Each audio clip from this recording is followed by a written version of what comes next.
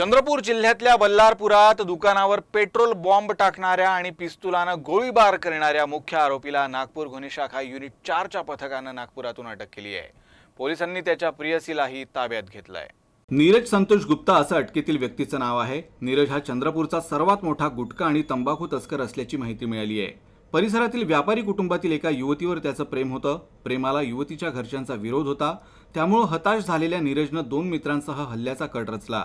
गेल्या 7 जुलै रोजी त्यानं व्यावसायिकाच्या दुकानावर हल्ला केला होता। पेट्रोल बॉम्ब फेकून आग लावण्यात आली आणि पिस्तुलातून गोळीबारही करण्यात आला। गुन्हा केल्यानंतर आरोपी फरार झाला होता। या हल्ल्यात दुकानातील कर्मचारी गंभीर जखमी झाला होता। चंद्रपूर पोलीस अनेक दिवस नीरजच्या शोधात नागपुरात होते। दरम्यान तो मानेवाडा परिसरात असल्याची माहिती गुन्हे शाखा युनिट 4च्या पथकाला मिळाली। यानंतर पोलिसांनी सापळा रचून त्याला अटक केली। नीरज सोबत त्याच्या प्रेयसीलाही पोलिसांनी ताब्यात घेतलंय। तर नीरजच्या अटकेची माहिती मिळताच बल्लारपूर पोलीस नागपुरात पोहोचले आणि त्याला ताब्यात घेतलं।